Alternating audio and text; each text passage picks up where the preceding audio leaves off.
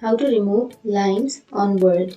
So if you want to remove lines on your Word, then first you need to open up your Word or your document. And once you've opened, now here you will have the lines, right? You will have these horizontal lines.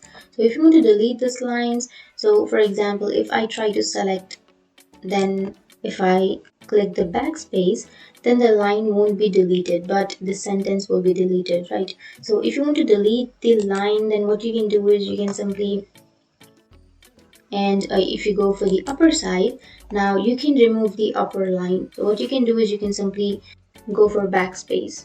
So if you simply choose backspace, then your line will be deleted. But if you want to delete the bottom line, then what you can do is you can simply select the whole thing and then go for backspace.